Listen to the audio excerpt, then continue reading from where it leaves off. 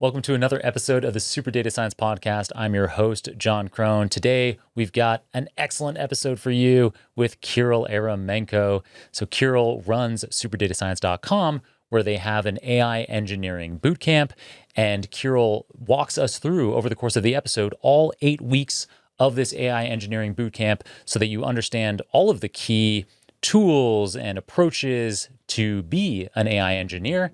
And after listening to today's episode, you could actually run that kind of bootcamp DIY all yourself. Enjoy this one. This episode of Super Data Science is made possible by Dell, NVIDIA, and AWS. Kirill, welcome to the Super Data Science Podcast. Thanks, John, for having me. Super excited to be back. Yeah, we're recording in person together in Australia on the Gold Coast. That's right. You came all the way from America. Thank you. From America to film this special episode. It's, what's it about? We're talking about AI engineering? That's right, AI engineering. And today's going to be really fun because my purpose for today is to give people listening, your listeners, a recipe for a DIY bootcamp. We're running a 8-week AI engineering bootcamp at Super Data Science. We just finished. This week is the last week of the first cohort, the inaugural cohort.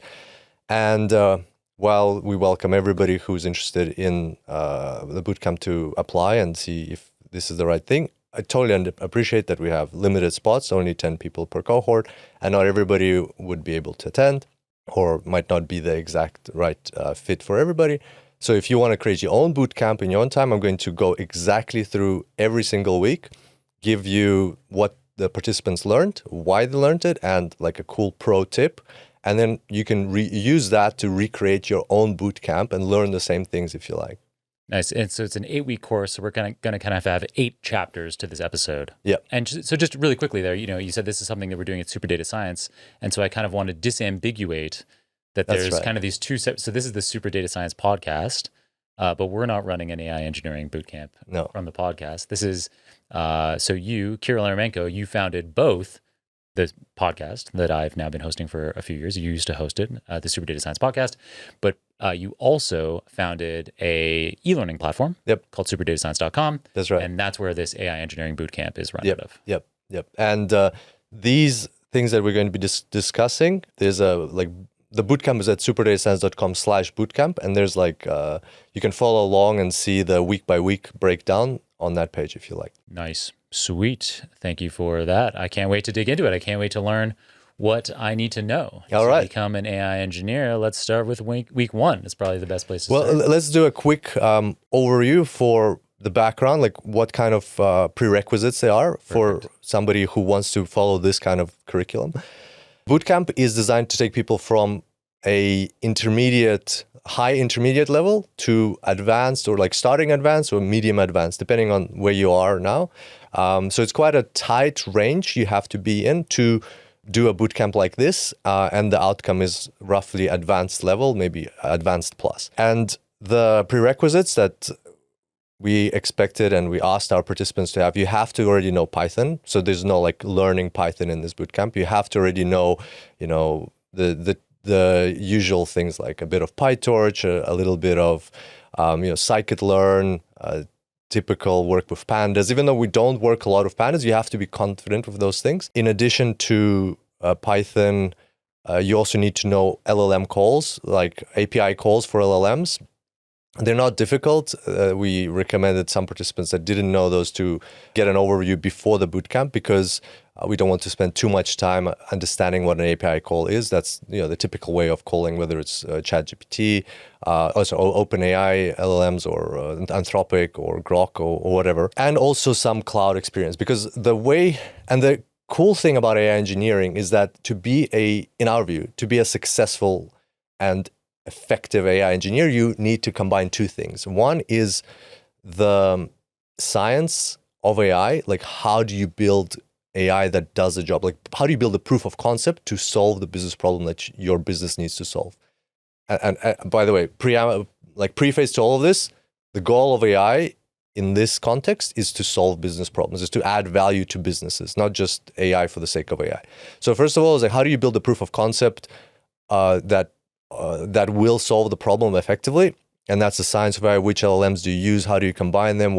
How do you augment them with RAG? How do you add things to them? Do you use agents? Do you not use agents and things like that? So that's the first 4 weeks. And the second 4 weeks, weeks 5 to 8, that is deployment. And that's a second imperative component of a successful and effective AI engineer, is to be able to deploy systems into real world environments, or at least to understand what the deployment takes. So how do you now take that proof of concept AI, which is like a Jupyter notebook, and how do you put it into a cloud environment? The one we used for the bootcamp is AWS. It can be Azure, it can be GCP, it can be any other environment, your own servers. But you need to understand, how do you take that POC and put it into a real world environment? How do you make it secure? How do you make it efficient? How do you make it cost effective? How do you make it reliable? How do you make it scalable? Those are all important constraints that don't exist in the world of proof of concept, but they are critical for business, real world business systems. Because what if you have one user using it, and then the next day you have 1,000, next day you have 10,000 using it? It has to be scalable, it has to be secure, it has to be reliable, it has to be cost effective. A lot of people don't think about that. But do you deploy it on serverless architecture? Or do you use a server? Why? Why do you choose one or the other? What's your trade-off of a speed of responsiveness to latency, depending on the business application? And so the weeks 5 to 8 focus exactly on that. And the way we described this at the start of the bootcamp was, we have two instructors. The first instructor is your good friend, Ed Donner. He was fantastic. So we described it as like, Ed explains to you what is possible with AI, creates this huge bubble of dreams. And then in weeks 5 to 8, our second instructor, Sam, who I've been working with for over a year now. What's Sam's full name? Sam Bashton. He's an expert in cloud. He's an expert in AWS. He's been doing it for 15 years, and most recently, the past 2 years, he's been doing specifically LLM deployments, LLM and AI deployments. And then in the second half of the bootcamp, Sam comes in and like shrinks your dreams back to reality, because not everything that's possible in a proof of concept is going to be possible in a real world deployment. Sounds like a great structure, and I can definitely vouch for Ed Donner being an unbelievable instructor. He's so thoughtful about where you are as a listener and provides such great context, such beautiful explanations of technical content. And he manages to, him and I did it's now available as a 4-hour YouTube video. And so I can provide a link to that in the show notes, but it's an intro to AI agents. And so multi-agent systems, so using things like Crew AI, the OpenAI Agents SDK, Model Context Protocol. I'm sure we'll end up talking about some of these things in today's episode, I'm sure. But in that, when we recorded that video, his enthusiasm for what he's doing, and I wasn't in the boot camp, so I don't know, you can absolutely tell me if the same yeah. thing. Yeah. It's unbelievable. Like, I'm just like, how does he maintain that level of energy and excitement? And I asked him about that. I was like, is this a performance? And he's like, no, I just love this so much. He's so blown away by what AI agents can do. This is his real enthusiasm. Yeah, for sure. Really, really great guy. So we were talking about prerequisites. So Python, the second big prerequisite is knowing AWS. So we structured our bootcamp around AWS because it's the most, has the biggest market share, and most, not most, but a lot of companies do use AWS for their cloud, as a cloud provider. And knowing at least what cloud is, how it works, why it's needed, how it's different to on-premises, having experience setting up your first, even through the console, not necessarily through the CLI, but through just the web interface, your cloud servers running an EC2 instance and things like that. That was a prerequisite because, again, we wanted people to hit the ground running and be able to keep up with the bootcamp. Yeah, and so that's a prerequisite you might need for this bootcamp. Of course, if you're doing a DIY, you can integrate like an extra week before in advance to cover some of those things. Spend a week learning Python. That's it, yes. Might be enough.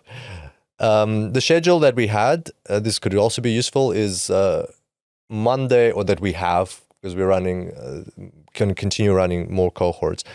Monday, there's 3 hours a core session, which is basically learning the skill or the tool set of the week, the skill and hands-on practice.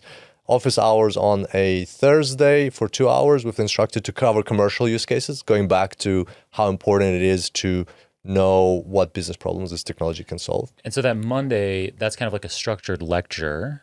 And then Thursday is more unstructured, or? Monday is like semi-structured. There's like a structure in mind, but because it's such a small cohort, it's not a one-way broadcast. It's interactive. So, for example, Ed would get the participants to share the screen and do the coding. Like one person is sharing and doing the coding, everybody else is following along. Oh, really? That's they fun. hit a snag and then they start debugging it or change the course of the session. It's really cool because people like chip in, they have different backgrounds. It's like a very interactive group. They ask questions as this breaks. And also we run feedback surveys at the end of every course session so that we know, like, was it too fast, too slow, how do I adjust the next one, things like that. Anyway, so the core session, office hours, there was also AMAs. We invite experts to answer questions on each week's topic. And yeah, so that's a quick description of what the bootcamp is about, the prerequisites, the schedule. And let's dive into it, week 1. Perfect. Yeah. Tell me what's going on. What's in week 1? What's the most important thing to start with when we're learning about AI engineering? Okay. The most important thing was week 1. Well, I'll call it the mindset shift week, because a lot of people, especially in the executive and managerial level, people who are running the businesses and making business decisions at the moment, they're affected by the hype of AI, and they think, or they not think, but they guess that AI can solve any problem, or they have problems, or they don't even have a problem. They just want an agent. they hear the term agent, and this is not. It's like a secret agent, right? Like an assassin. That's what we're talking about today, right? James Bond, 007. Yes, exactly. So like agentic AI or generative AI, and because all businesses are talking about it because it's the hype, often businesses fall into this trap of thinking that a generative AI solution is needed where one is actually not needed, or an agentic AI solution is needed when a generative AI, simple LLM solution will be sufficient. And so reframing the problem or understanding the problem and like speaking with the business stakeholders to understand what is the problem they're trying to solve, and understanding, do you really need large language models here? Do you really need agents here to solve this problem? Maybe a simple like script, simple code will be sufficient to solve this problem. Or maybe something like UiPath, which is, the tool that just does thing on your screen. There's no really a agent in it, like robotics process automation, right? RPA. Maybe that'll be sufficient for the specific problem you're trying to solve. So that week is about understanding how to assess scenarios like that. What the participant did is they compared 13 different LLMs and explored reasoning models versus chat models to understand like when to use which one and how to contrast different models. Because I think both Ed talks a lot about benchmarks, but also you had Sinan on the podcast recently who talked about, benchmarks can be useful, but really you need to have your own benchmark within your business. I love that episode, about that part of the episode. You have to have your own benchmark within the business. So the pro tip for each week, we're going to have a pro tip, which you can take away. We're going to share that in this episode? Yeah. Oh, sweet. Yeah. So the pro tip for this week, there's so much to share. I wish I could share more, but we're going to be here for hours. But at least one pro tip per week. If you can't define the business goal and success metric, don't build it yet. You have to first define the business goal and success metric for whatever solution you're going to be building, and then only proceed to exploring what LLM to use and how to build that solution. Nice. That's a great pro tip. Yeah. And if you're doing the DIY bootcamp, explore as many LLMs as you can in that first week, and just get to play around with the API calls. They're always changing, like the format of recently Anthropic, a few weeks ago, they just changed what they previously weren't using the OpenAI template or API call, but now you're allowed to use it that way as well. So it's always changing. So get up to speed with the latest in LLMs. Just get an intro for all of that. This episode of Super Data Science is brought to you by the Dell AI Factory with NVIDIA, helping you fast-track your AI adoption from the desktop to the data center. The Dell AI Factory with NVIDIA provides a simple development launchpad that allows you to perform local prototyping in a safe and secure environment. Next, develop and prepare to scale by rapidly building AI and data workflows with container-based microservices, and then deploy and optimize in the enterprise with a scalable infrastructure framework. Visit www.dell.com/superdatascience to learn more. That's dell.com/superdatascience. Sweet. So yeah, so week one is about this mindset shift and having people just become familiar with what kinds of problems can you solve with modern AI solutions, generative AI, agentic AI. Yeah. And maybe is part of that mindset shift, I realize that there's kind of a grounding part of it where because you were saying, executives will come into situations where they think that everything can be done by this agent. They can now just, it's human-like and it can just be plopped into any situation and solve any business problem, which obviously isn't the reality. Does this mindset shift also, maybe if you're an engineer, maybe you need a mindset shift, a broadening, kind of the other way around, where if you're an engineer, you might be kind of used to, maybe you used to do robotic process automation, RPA. And so you kind of have this relatively narrow view of what can be automated. And so maybe this mindset shift week also helps people expand their horizons if they're in that scenario. That's a pretty cool idea. Indeed, that might be necessary in some cases. But I think throughout the whole bootcamp, you get exposure to so many use cases, and especially the office hours, and participants bring in to the discussion their questions, their specific industries. Like we had very different. I love that each bootcamp is going to be very different because of the combination of people in it. Like we had people from, for example, healthcare industry, and then on the other hand, we had people from very technical company that processes, it's like a gatekeeper to LLMs for other companies to make sure that everything is secure. And the questions were very varied, like how to use Gen AI in medical data so that we maintain privacy. On the other hand, how do I create or how do I maintain APIs in such a way that my clients or my company's clients are confident that they're secure, reliable, but at the same time scalable. So definitely the mindset shift of the engineer themselves happens throughout the bootcamp as they get exposure to these projects. These people, so you're finishing up the first cohort right now? Yeah, literally 2 days from now. Yeah. 2 days from now, the time of recording.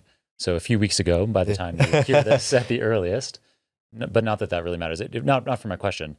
So this first cohort, are all of these people kind of paying individually, or do you have instances that you're aware of where actually this person's employer is paying because they're. Yeah, we have a few of those instances where the employer is paying. Because when you're talking about this kind of scenario where an attendee, a bootcamper, comes with kind of their own use cases, you could imagine for an enterprise, we have people listening who are like, wow, I need to get people in my company on a program like this, either the DIY one that we're going through today, or maybe even apply to your formal SuperDataScience.com bootcamp, because they can be armed with their use cases and be getting feedback from experts like Ed and Sam, and being able to figure out, what's realistic, how can we get an ROI as quickly as possible on these kinds of ideas. Yeah, for sure. And companies, that's a very good point, because companies these days, especially larger companies, have a substantial learning budget per employee. And it's not uncommon for it to be $5,000, $10,000 per year, and that is something that people can put towards a bootcamp. Yeah, for sure, we have instances of people doing that. Cool. Anyway, I digress a bit. Before we do week two, I wanted to ask you, what are your maybe I think we should highlight this a little bit more. Chat models versus reasoning models. What are your thoughts on that? Like how would you describe to somebody the chat versus reasoning models? The way that I like to describe these, I wouldn't probably use, I think I know what you're distinguishing there. I probably wouldn't call what you're calling a chat model there a chat model, because both typically, whether it's a reasoning model like O3 from OpenAI, or whether it's a quote and chat. Yeah, a quote unquote chat model like 4.0 or 4.1, 4.5 from OpenAI. So with what you're calling a chat model there, I describe those often as kind of like a stream of consciousness. Mm-hmm. Yeah. So the way that this takes a little bit of time to get into, but I can take a minute or two here to explain it. And I've certainly done this. If people regularly listen to the show, then they've heard this before. But the way that I describe it is it's like the thinking fast and slow that Daniel Kahneman and Amos Tversky and other researchers came up with over decades, I think mostly kind of starting in the 60s and 70s, digging into these two different thinking systems that humans have. So you have thinking, fast and slow. The fast thinking system is what, up until recently, all of these generative models were just spitting out tokens, spitting out words or parts of words as quickly as possible based on whatever you just typed in. There's no reflection. You're just like I'm speaking right now. Yeah. You kind of ask me a question, and I just hope that my stream of consciousness, the tokens that I'm spitting out of my mouth, are appropriate and relatively on the mark. Yeah. So that's what all generative models were doing. Up until about a year ago, we started having our first reasoning models. So O1 was the first big reasoning model that was released to the public. And with these reasoning models, that's slow thinking. And so this is more like when you are thinking about some challenging business problem and you get out a notepad and a pen and you're jotting down, okay, what are the key things that I'm trying to solve in this problem? Who are the personnel or the resources that I have? And you start to map all these things together. Or it could be a math problem or a computer science problem where you're sketching out on a whiteboard how you might solve this computer science problem, this data science problem. So in any of those kinds of situations, it isn't linear tokens that are being output.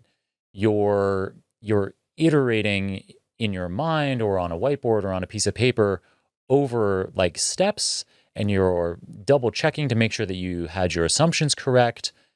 And this ends up being a really powerful thing for an AI model to be able to do, because it can dramatically reduce error rates, for example, by checking over your work and making sure that each of the steps is correct. And then you end up with, it's more computationally expensive. That's kind of the main trade-off.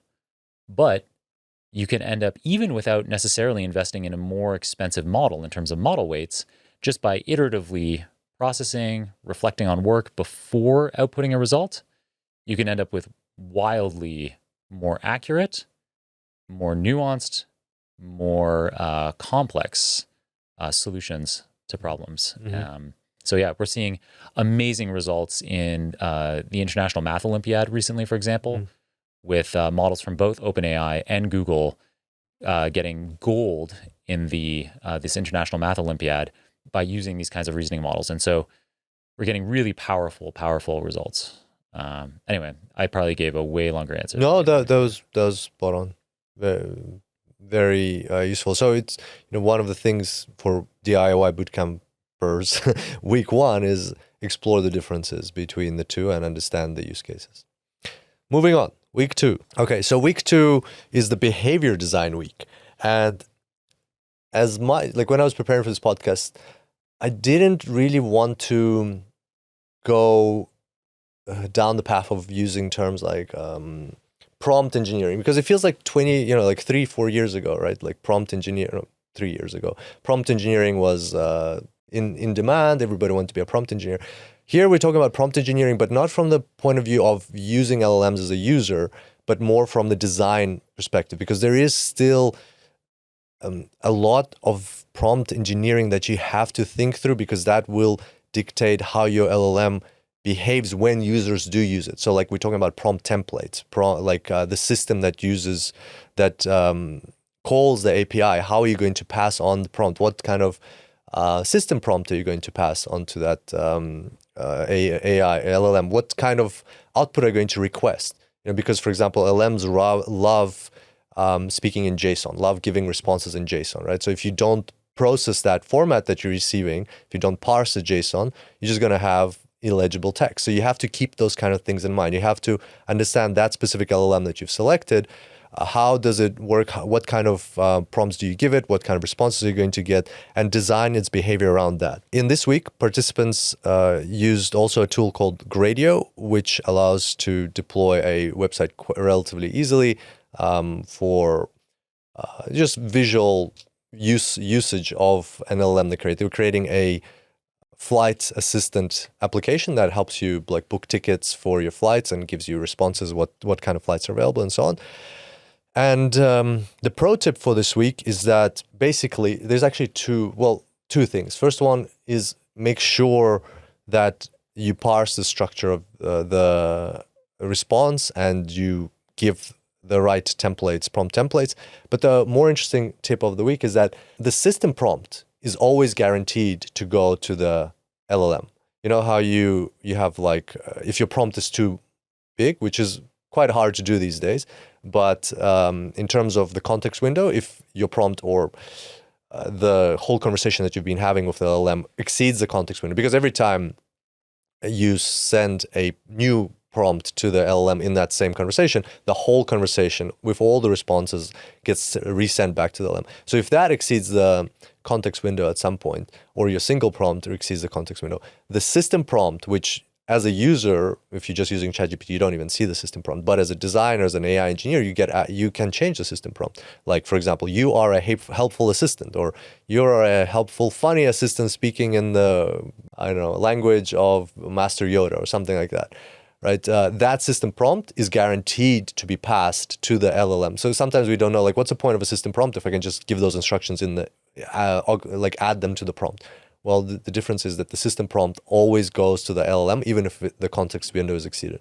I think even if you're not exceeding the context window, if you have a 1,000,000 token context window and you provide 1,000,000 tokens of context, yes, there are various kinds of tests that show that LLMs can retrieve what they call a needle in a haystack. Yep. So, if you insert a pizza recipe into 1,000,000 tokens of information about a podcast episode, you will be able to get that pizza recipe back out. So that needle in a haystack can be found. Yeah. But despite that kind of example, the way that they do those needle in a haystack tests, often those needles that are in the haystack, they're quite different. The needle is quite different from hay. Yeah. And so it may not, it's not so surprising that the LLM takes note of, I can't, 1,000,000 tokens of hay, and there's one that's a needle. I should probably keep some attention on that. And so it's perhaps unsurprising that kind of result happens, that these needles in a haystack can be found accurately. But if you provide 1,000,000 tokens of context, the model is not going to be, it can't attend equally to all of those 1,000,000 tokens.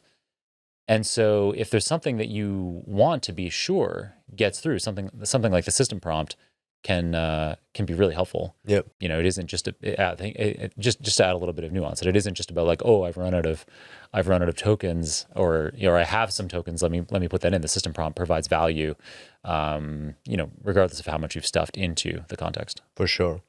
In terms of the DIY bootcamp, what we recommend for week 2 is pick a project that you're interested in. It's not super complex. Start simple. You can build on it later, and build a LLM simple application to serve that project. As I mentioned earlier, the one we did for the bootcamp was a flight assistant. Use Gradio to create the website, the visual interface for chatting, and experiment with different modifying LLM behavior using the system prompt, using how you parse the response that comes back in, some prompt templates and things like that.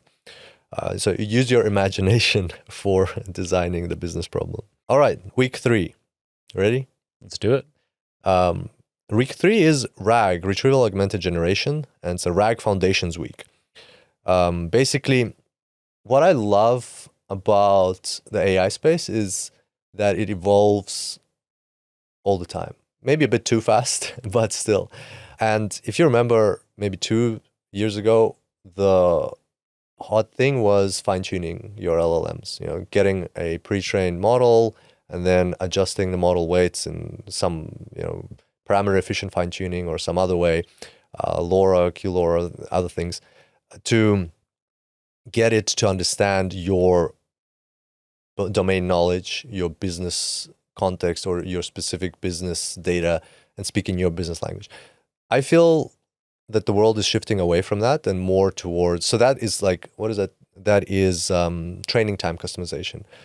I feel the world's shifting away from that towards inference time customization, which is more around RAG, right? You keep the LLM intact, you don't fine tune it, because that is costly, and LLMs, these companies release them very often, very frequently. And even if they don't release them, you might want to change from OpenAI to Anthropic or some other LLM, right? So if you keep fine-tuning, or you can't really fine-tune some of them, right? Because they're a closed source. So if you'd be using something like a Llama model, and but what if you want to change later on? So there's lots of constraints. So what the world's moving towards is inference time customization, which is mostly retrieval augmented generation RAG. So you can, without changing the underlying weights of the large language model, you just add data to it through a vector database, through RAG, and it can pull data directly from documents that are relevant or that are relevant to your business, to your industry, and things like that. And so that's why RAG is powerful. It's very important for an AI engineer to know RAG. And in this week, I guess let's talk a bit about what the participants learned. So building for your DIY bootcamp, build a full retrieval augmented generation pipeline from scratch. Learn about chunking, embeddings, vector databases, and retrieval chains. Do some research about hierarchical RAG. So why it outperforms flat retrieval. Hierarchical RAG is when you have, it's kind of in the name. You have hierarchies of your documents, and then when the LLM needs to find something, it first uses that vector database to find the top layer, where would that information be, then from there go drill further into the specific document, then in specific page or whatever else. So that could maybe be something like, if you had legal documents, the high level could be the whole document, and then you could, like, at a level deeper in the hierarchy, it could be all the clauses in a document. Yep. And then a level deeper, you could have all of the sentences in a clause. Yeah. Or even you could even have an even higher level, like if you have legal documents, HR policies in your company, you have, I don't know, maybe it's a tech-heavy or asset-heavy industry, so you have descriptions of your different assets or your procurement documents, suppliers, and so on. So where does it go in the first place, right? Like, is this a question about a legal term, or is this a question about how we procure things, or is it a question about HR policies, and drills down further like that. So can be definitely very powerful. The tools that we recommend for week 3 are OpenAI embeddings, Chroma databases, LangChain retriever. So a lot of the work we did was, or the participants did, was around using LangChain, and the Chroma database is a simple to set up database.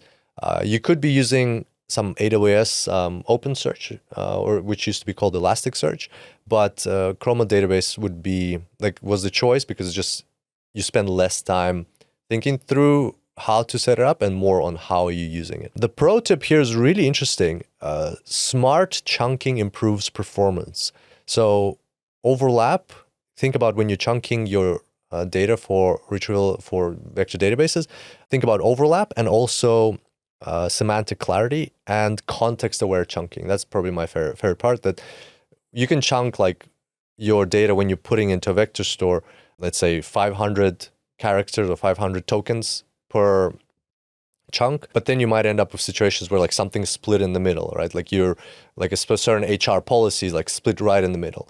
You could chunk by section of your document. Make sure you could make your chunks overlap, but also context-aware chunking is the art of putting these things into your vector store, because remember that embedding models are shallow, and they can miss certain things. So you need to I'm just trying to find an example here. If you're looking for some information on like I think the example in the bootcamp was who won the last year's Employee of the Year award, and that is in some HR document. But then if the chunking like cuts it in half, the Employee Award of the Year was awarded to, and then the name is in the next chunk, then it might not be able to find it. So yeah, smart chunking can really affect the effectiveness of your RAG. For you listeners looking to level up your AI career through hands-on training and fun networking, then ODSC AI West this October 28th to 30th in San Francisco is for you. This event will allow you to build cutting-edge AI skills with instruction from world-class AI experts and immersive events like hackathons, networking receptions, book signings, and more. ODSC AI is the go-to conference to connect with industry leaders and other AI pros in the field. It's my favorite for sure, and it's all designed to help you gain the skills you need to succeed. Use the code SUPER at checkout on odsc.ai, and you'll get an additional 15% off your pass. Wow, that's a good deal. Check it out at odsc.ai and put in that code SUPER. For sure. Some documents naturally have chunks, like the legal documents I was describing. Each document could be a different chunk, or each clause could be a different chunk. But sometimes you just have, what if you're putting in a novel and you want to be able to break up that novel into sensible chunks. You can't just do it by page of the novel because, you'd end up arbitrarily cutting semantic structure. Yep. We hear about RAG a lot in a time where, context windows are getting larger and larger. Do you think that RAG will continue to be as needed in the future? And I have an opinion on this. Yeah. So you're saying context windows are getting larger and larger. If we have context windows of, so if you have RAG was devised starting some years ago when context windows might have only been 4,000 or 8,000 tokens.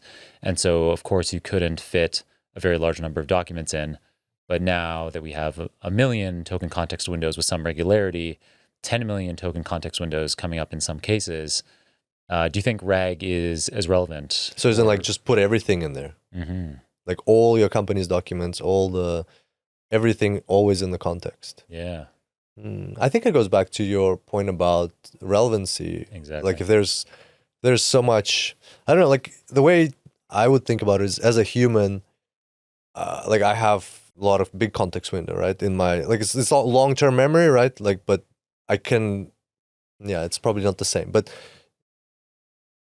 if we think of my memory, not just as a long-term memory, but as my whole context, right? Like I could technically pull out any information that I remember, not all of the experiences of my life, but any information I remember. But still, when when like somebody asks me a question about, I don't know, like cooking something, I will first like find the right reference in my memory and then pull that and explain that, like talk about that. Like if I try to reference all the things I had about cooking that specific, let's say cooking pasta, right? I might end up just confused myself with all the overwhelm of information. Yeah, I think we get into dangerous territory anytime we're trying to make analogies exactly to the way our thinking works. Just as I was, earlier in this episode talking about thinking fast and slow. Yeah. The way that our own brain thinks slowly is for sure different than the way that a reasoning model is like O3. But I think I might, in terms of what you're describing there, if you think about your whole brain as one big context window, that isn't going to be as accurate as if you say, you had notes or a computer database of, someone asks you a cooking question, and instead of just relying on your big context, which is, it's probably going to be a little bit fuzzy, especially if you haven't been thinking about cooking that particular thing recently. Whereas if somebody asks you a cooking question, you say, you know what? I have that on a card in my kitchen. And you flick through the recipe cards, you pull out the exact recipe card, and you're like, here, this is exactly the information you're looking for. I think that kind of like that, that recipe card example is that's a bit more like RAG, where you're able to retrieve very specific, accurate information as opposed to kind of relying on like a fuzzy memory. That's an even better analogy. Yeah. Anyway. So RAG is here to stay, at least. I think it's here to stay. And also, so I think because you get higher accuracy than if you just rely on a gigantic context window. Like, there's conversation, there's people working on academic approaches of like an infinite context window. Yeah. But I think accuracy suffers. You always got to bring it back to the commercial use case. What is it that you're trying to solve? Like, oh, yes. And then when you're interested in things commercially, unlike in an academic environment, you're, of course, also interested in cost. Yeah. And when you have a gigantic context window, your costs increase. Exactly. Yeah. Well. Yeah, for sure. Whereas with RAG, you're just like, okay, you're only using the expensive LLM-based processing on this relatively small set of documents that come back as opposed to over the whole context window. Because with, like, as we discussed earlier, with the context window, if you have like 10 million tokens in your context window, then every time you reply to the LLM or you do another prompt, all of those 10 million keep going back and forth. There are ways to make it more efficient, which we'll talk a bit more about down the line. But yeah, cost commercial, right? Like we got to think commercial at the end of the day. For sure. Thanks. Okay, so that was week 3. Now week 4, which is the final week of the first half of the bootcamp, which was led by Ed, or is led by Ed. And this one is about agentic AI. So by this point, participants are well equipped to start moving to agentic AI. And basically, the way to think about agentic AI is like you just have an LLM as a brain, and it has access to memory, it has access to RAG, it has access to tools that you give it access to, and then it can perform certain actions as an agent. So it has some agency.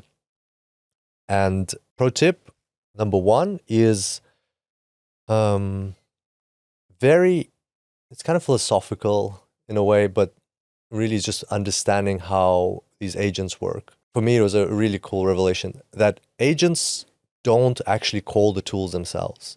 When an agent wants to call a tool, the LLM that's behind the agent, that's the brain of the agent, will say to your system that's running the LLM that you've created, it will say, I need a response from this tool. Let's say you gave it access to Gmail. So it will say, I need to find out this from your Gmail. Can you please make the call for me? So it actually talks to you, to the system that's running the LLM. So you create a system like with code, and then there you're calling the LLM through API. So the LLM, and you say, and so the agent is doing its thing, and it's like, oh, I need to check something in Gmail. So it'll say, can you, in text as a response in the LLM conversation, it'll say, can you please call Gmail and tell me what it says? So you get that response from the LLM. Your system that you've created then calls Gmail on its own, gets a response from Gmail, and then sends it back to the LLM. So LLM it's not like an agent can go and pull these levers and access tools and write in databases or in your calendar or whatever other tools you give it access to. All it can do is still the good old-fashioned text, the back and forth. It's all done through text, like through prompts. It responds, and then your system gives it a prompt. So that's a very interesting pro tip that LLMs work in that way with tools. Yeah, the LLMs are providing more of a glue than, it's not like the agent, if you're using the OpenAI API, some LLM calling via the OpenAI API, it's not like you're providing all of your emails in Gmail to the OpenAI API. You just have these LLM calls acting as a glue between that retrieval tool out of Gmail. Yep, exactly. And the second pro tip for this week is route the calls to the right tools with your system that you design with code. Like let's say you give your agent multiple tools to choose from. I think the example they had was like if it has access to like a calculator, and what was the second thing that it had access to? So basically, let's say it has access to a calculator and your email inbox. So then the question that it needs answers to is like, what's 2 + 2? Something simple. Obviously, that's the calculator that needs to be used for that, right? Like it's a very simplified example, but in that case, obviously the calculator, there's no point in trying to search for the answer to 2 + 2 in your Gmail. In this particular case, the LM might make the right call, but in more complex cases, it might not make the right decision on which tool to use. And so that decision on which tool to actually call, which tool to use for a specific question, is better to be made by your code that you're calling the LLM from rather than the LLM itself. Okay, so that was week 4. And by the way, the agent that they built was really cool. Now, this is a cool story here. They built a digital twin. So basically an AI agent that is like your alter ego online, which has access to your LinkedIn, your resume, any kind of blogs you may have written, your GitHub repository of all the projects you've done. You can also add, some participants added transcripts of these bootcamp sessions to say, I'm attending this bootcamp, this is what I know. And so the agent was able to answer questions about like on an interview. Like an interviewer would be able to ask it questions like, oh, what do you know? What's your experience? What kind of things have you built? How would you approach these kind of problems? What industries have you worked in? And so on.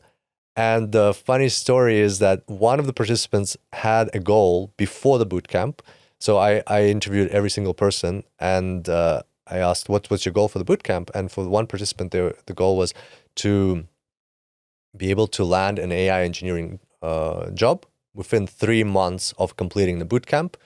Because what they did is they're already quite senior, but they're mostly in building data pipelines, and they wanted to really get into AI engineering. So they quit their job and they were like learning about AI, and they participated in this bootcamp, and they wanted to get a job within 3 months, and that would be a success for them. That's a successful investment of time and money into the bootcamp.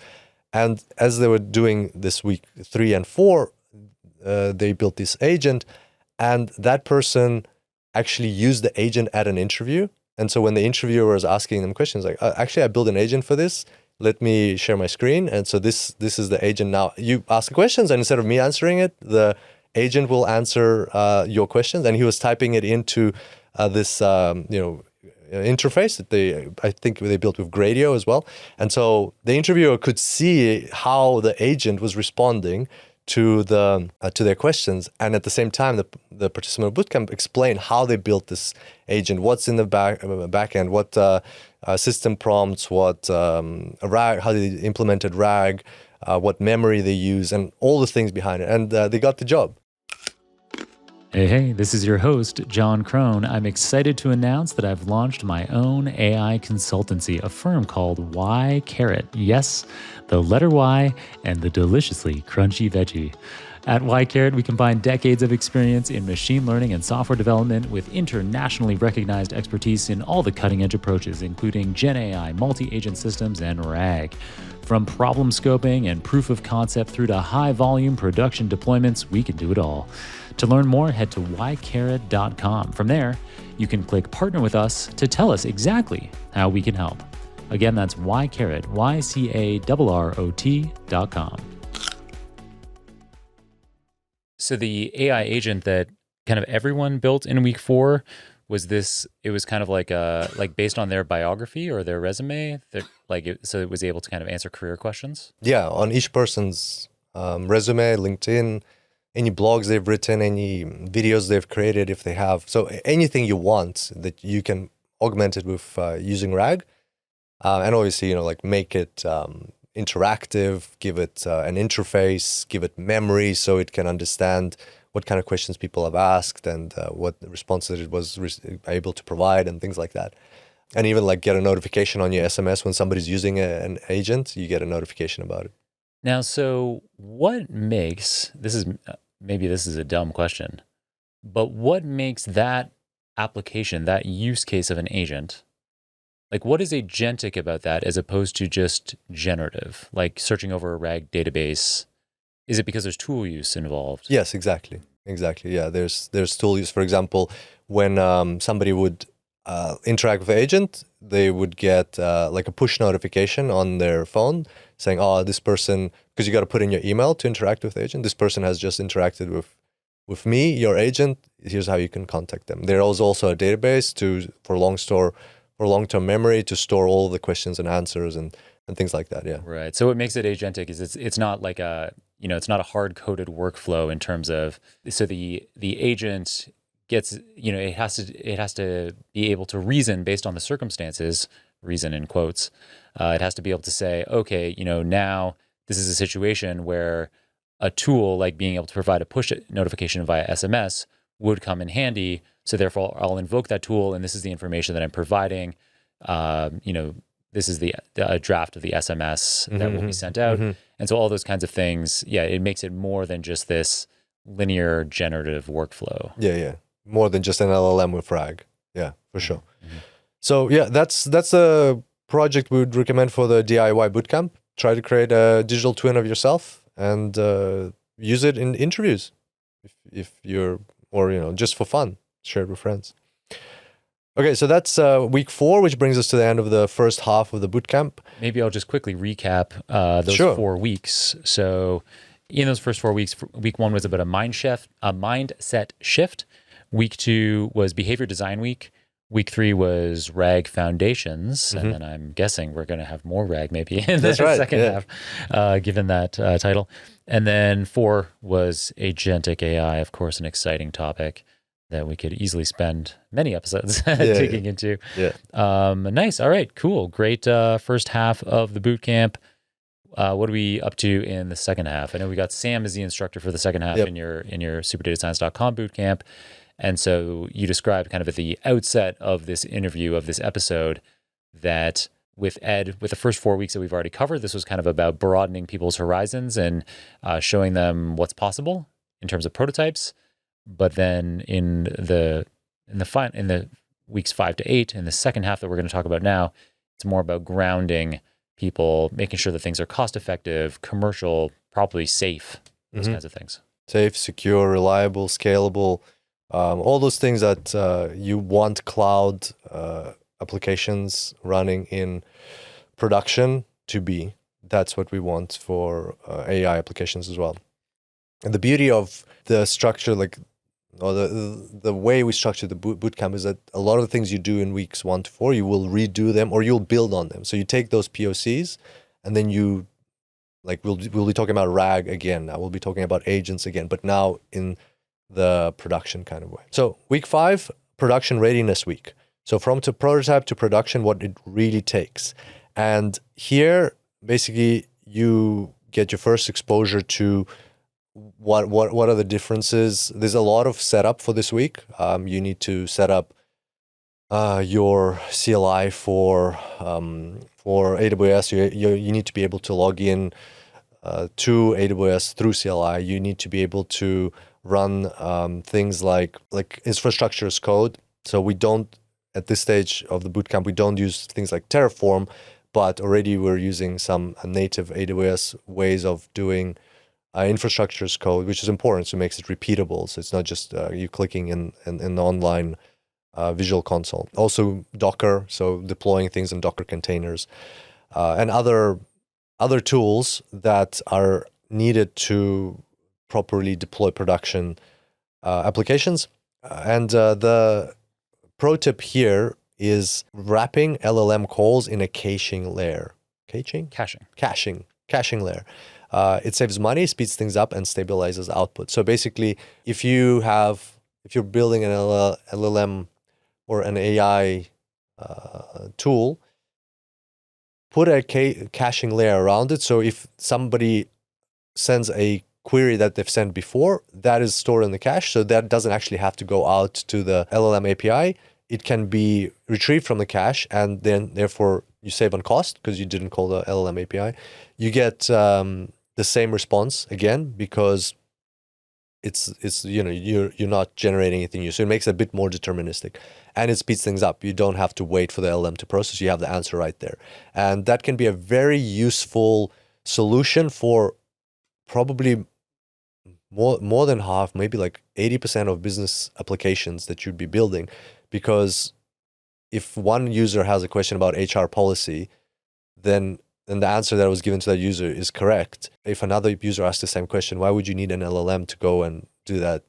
Unless it's been enough time that the HR policy might have changed, or some legal document, or some procurement or supplier relationships and things like that. So in a lot of business use cases, you don't need to reinvent the wheel when your users are asking the same questions. You want it to be efficient. It looks cool that you're talking to an LLM and you're interacting with it. But if you can get that answer from the cache before the LLM API call is made, why not? It's good on all rounds. Just not as cool, but it's not about being cool. It's about being effective commercially. Great bottom line there. Yeah, for sure. What was what was the kind of week 5? What was the production readiness week? So basically, taking one of the app. I think what they did is they took the weather app that we were talking about weeks 1 and 2, that was built using Jupyter notebooks plus Gradio in a proof of concept way. Taking that and now, it's no longer just a Jupyter notebook. It's not longer just using a tool like Gradio, which is like a testing tool for visual chat interface. This time, how do we put it into AWS? How do we put it, that same application, how we now convert it into code that we put into a Docker container? How do we upload that Docker container? How do we create GitHub code that supports CI/CD workflows, continuous integration, continuous deployment, so that when we update the code, then it gets pushed automatically.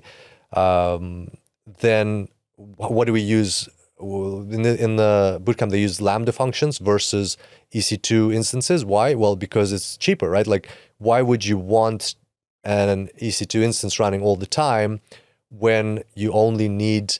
So we're not, by the way, we're not running the LLM. So the LLM is still, the API is still being made, the API call is still being made to the OpenAI LLM or whatever, Anthropic or whatever LLM you're using. But you do need to run the system, your AI system that is enabling this. It's a tool, right? So you've built an AI system that uses an LLM or that calls an LLM, but that system needs to be running somewhere. So you could be running on an EC2 instance, but why would you do that if it's only being used occasionally, right? It depends on your use case. Maybe in your business and this specific business problem, it needs to be running all the time. It needs to be running on multiple instances.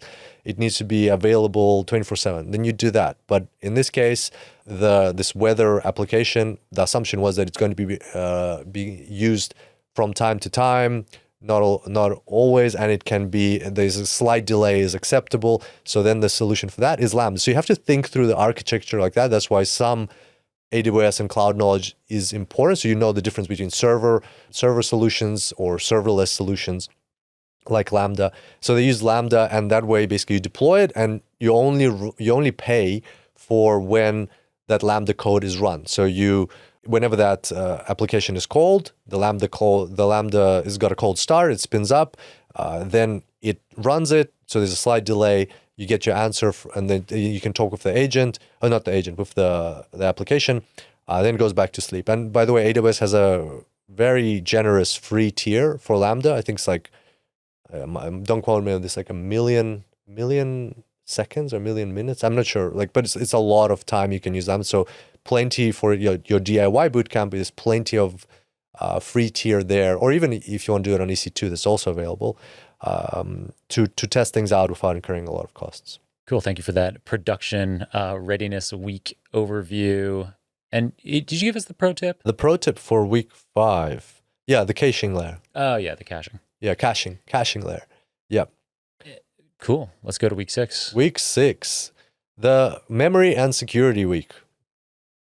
Basically, adding memory to your LLMs to slowly start to make them agents. So long-term memory, that's what we're talking about. And again, you have to make architectural decisions here and know the constraints. Like, what kind of memory are you going to add to this agent? What database? Like in AWS, there's so many different, or in any cloud provider, there's so many different types of databases that you could be using.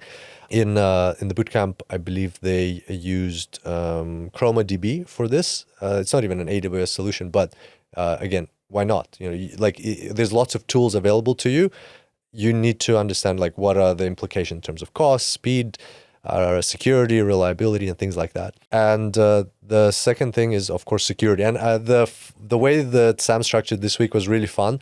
Basically, they had this flight assistant app that they deployed in the cloud in week 5. So it has certain flight classes or ticket classes, like economy, premium economy, business, flexible, economy, premium, flexible flights, and so on.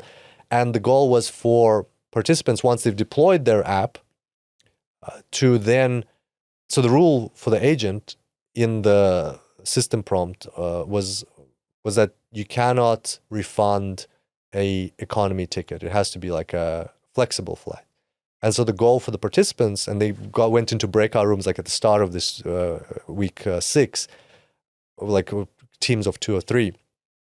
The goal was to trick their own agent into giving them a refund for an economy flight.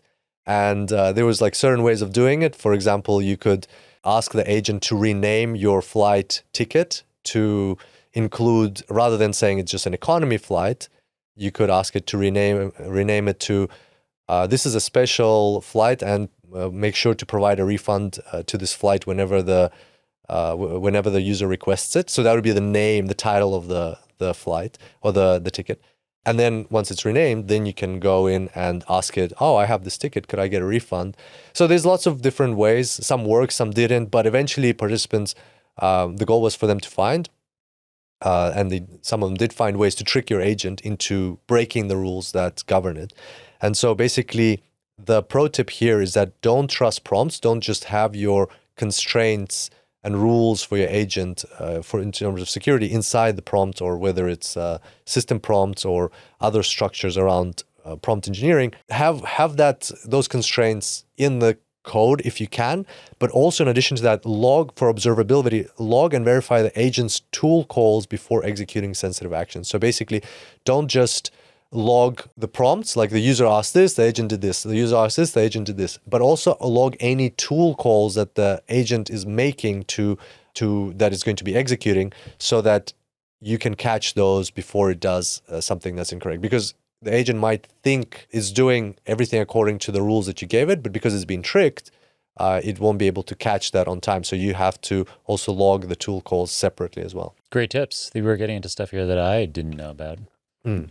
I spent too much time in POC land. Yeah. Very interesting. So the tools here, LangChain memory, vector databases, memory graphs, and MCP patterns, so model context protocols. Do we have more coming up on MCP in week 7? Not really. We should get into that just a little bit, I guess. Not really. Interestingly, I thought there would be more on MCP as well. I think they touched on MCP, but the problem with MCP is that in production environments, it's not as secure yet. There have been instances where MCP servers have been hacked, and recently. Good tip there. That's a useful. That wasn't your intended pro tip for this, but no, it's because model context protocol, just to give a really quick introduction, it's a protocol. It's a standard devised by Anthropic that has been very popular in allowing people to provide. So now there's thousands of MCP servers that provide access to millions of tools that agents can use. And yeah, it's become very quickly the most popular format, the most popular standard for providing tools to agents to use. But yeah, it's a great tip to know that it isn't as secure as some other solutions. So in terms of tools, I guess you'd use LangChain or LangGraph to provide tools, because that has more security. Yeah, and for observability, use like something like Langsmith to keep track of these things. Great. All right. Let's move on to week 7, I think. Okay, week 7, the knowledge RAG week. Basically, RAG week 2. What do we talk about here? So basically, how do you do RAG in a production environment versus doing RAG in a proof of concept type of scenario?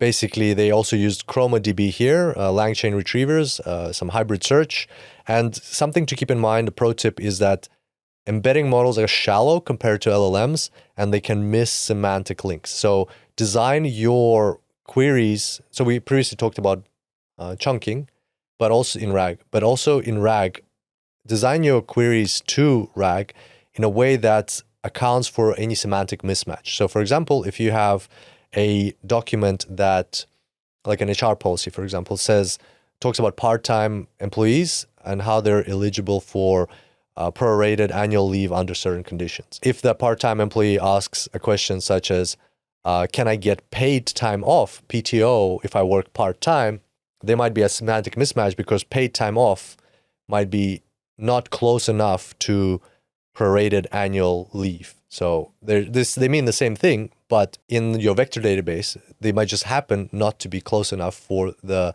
RAG to pick that up and give sufficient information to the LLM to respond correctly. So design your RAG systems with that in mind. And what you would do in this case is you would have another LLM that would be parsing that question before it goes to RAG. You can rephrase it in several different ways and then look up each one of them. And then the response that you get, you rate from RAG, you rate them based on relevancy by that LLM, and then you give it back to the original LLM that is interacting with the user. So yeah, that's a pro tip. Just remember that embedding models that are used for RAG, they're actually shallow compared to LLMs. They're not as smart. Nice pro tip that makes it easy to follow and to understand the importance of picking the right RAG solution for the particular situation that we're in, and just get the whole workflow set up properly for the kind of use case that we have. Yep. And so this week, if you're doing the DIY bootcamp, add some RAG systems to your AI application in production. see how it's different to what you would be doing in a proof of concept world. Fantastic. We're pretty much there. Yeah. So in the second half of the DIY AI bootcamp, AI engineering bootcamp, we had in week 5, production readiness, week 6, memory and security, week 7, we just covered his knowledge rag. What's in the final week, week 8? Final week is, so week 7 and 8 are linked. Week 7 is when they start taking this digital twin and putting it into production. You remember from weeks 3 and 4. So they start putting that into production. And then in week 8, they finalize this as a capstone project so that it's a digital twin that is actually functioning not just on a proof of concept Gradio instance, but it's actually running on your AWS environment in with all the bells and whistles. So basically you have it. So AWS recently moved away from their, what was it, code deploy or was it code commit? So one of their tools, they moved to GitHub. So they're using GitHub instead. So by the end of week 8, you have your whole digital twin set up as code on GitHub, which is linked to GitHub Actions that push any updates straight into your infrastructure as code on AWS in a Docker container running on Lambda. So that whole thing is now automated with CI/CD, and any changes you make get pushed out right away. It is scalable because Lambda is serverless. It is you've already thought through the security, which would be the week 6. You've done some security to make sure that people, like basic security, you can always, there's no limit to security you can do, right? So, but there's some relevant security so people can't hack through your system, like get your digital twin to do things that it's not meant to do, answer questions that it's not meant to answer. And on top of that, the goal or like the theme of week 8 is that treat your agents like a product.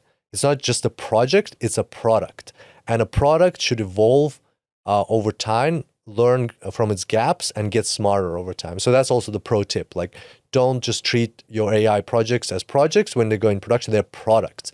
And the way they address that in week 8, or the way you can address that in week 8 of your DIY bootcamp is basically set up a system for your AI agent, which is your digital twin, that whenever somebody asks it a question and it doesn't know the answer, that it stores that in memory and it sends you a push notification saying, like, I've been interacting with so-and-so. They asked me about your, I don't know what you were doing, why you had a gap in your resume between 2012 and 13. I couldn't answer that question. Please update your knowledge base. And then you go in and you update it. So that's a way of evolving of your agent actually working with you to help it evolve over time as a product that is closing any gaps that it has. So that's exactly what they did. And the tools that they used were Langsmith, LangChain Evaluators, AWS deployment. I feel like I'm asking a dumb question at this point, but what was the theme? What was the title of this week 8? Sorry, I didn't give you the title. It's the Capstone Week. Capstone Week. Yep. Nice. And that makes sense given everything that you said, because what I was going to say to kind of summarize week 8 is that it sounds like you're left with, by the end of week 8, a scalable, secure, powerful agentic AI application for your particular use case. Exactly. And and not only that, it's also set up with CI/CD workflow, which is very important for updating and deploying new versions to production. And you learn how to do all of that. That's what you should be aiming for in your DIY bootcamp. Like weeks 1 to 4, you learn how to build a proof of concept. Weeks 5 to 8, you need to get to this final level that we just described. If you can get there, then you will understand like end to end, AI engineering end to end. And then you can do in your work, in your career, you can be doing a role where you're doing a part of that end-to-end process. Maybe you're doing what we discovered in the first 4 weeks, or maybe you're doing the deployment. Maybe you like that more. Maybe you're doing something in the middle. But understanding that whole process end-to-end is critical for, like, you can still get away with being an AI engineer without understanding it, but it will really set you apart, like set you ahead of any competition. And like employers will be really keen on getting you on board because you bring so much value. You're like doing the job of 2 people, or you at least have the knowledge of 2 people of very related technologies. Perfect. Thank you for this overview of all 8 weeks of the AI Engineering Bootcamp. Sounds like an amazing curriculum. And so people can apply for cohorts at superdatascience.com/bootcamp. That's correct. But now that you've provided them with just do it yourself. Yeah, you can DIY it now as well. Yeah, but if you are interested, our second cohort is launching on 29th of September. And they are, at the time of recording, there are still a few spots remaining in this cohort. So feel free to apply, superdatascience.com/bootcamp. Exciting. Thanks, Kirill.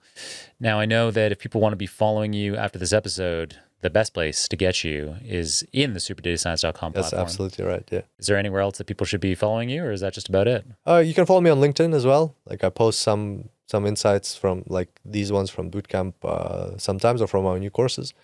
That's about it. Great. Well, thanks, Kirill. This has been a great episode, as we always expect when you are a guest on the show. Yeah, thanks, John. Before we wrap up, what are your thoughts on I've been answering a lot of questions. What are your thoughts on AI engineering? Like, do you think what we covered is there anything more that an engineer should have, or is that a bit superfluous? Is there some things that you would cut out and think maybe that's not really necessary? I think this is pretty good. I wasn't prepared for this question, so I don't have like a critical eye on this. As we were going through it, I have more experience teaching and working with the kind of stuff that Ed was doing in the first 4 weeks. Yeah. And so I feel like I can answer kind of more confidently about those 4 and say that, with 4 weeks, I think it's about as good as it could be. With weeks 5 through 8, I'm less expert in that. And so for me, as we were going through that, I was kind of, taking notes and, literally, in my notebook or in my brain, adding, to my reg index or whatever. To your context window. Adding it into my context window of, that these are skills that I need to be learning and becoming better at. Yeah.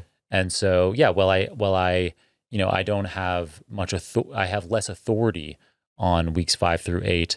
It did strike me as relevant and important for somebody like me. So I think it's at least directionally correct. The reason why we came up with this specific structure is because a lot of participants, not even participants, this was before we launched the bootcamp, a lot of people we were speaking with, they were saying that when they go to interviews, companies ask them about deployment. Like companies were asking this. And when we looked around, no bootcamp were providing, like a lot of bootcamps are focusing on the AI, science of AI. So it's an interesting thing, and we're glad that some of the participants already, at least one has already landed a job even before the bootcamp is over. So we're sure many more will follow. It's fantastic. And I'm sure there's also a lot of situations where enterprise clients are, it's not about somebody finding their next job or the next opportunity, but it's about being able to have scalable, secure, practical, cost-effective agentic AI solutions running in their enterprise. And so it sounds like you're going to have quite a few of those use cases. Exactly. Yeah, that's a good point. Yeah. Upskilling. Nice. Thanks, John. It was a pleasure. As always, Kirill. Thank you. Awesome. Cool. In today's episode, Kirill Eremenko covered everything you need to know in order to become an AI engineer by creating your own DIY AI engineering bootcamp. Specifically, he covered behavior design, retrieval augmented generation, agentic AI, production considerations, memory, security, and some ideas for capstone projects. That's it. That's it for today's episode.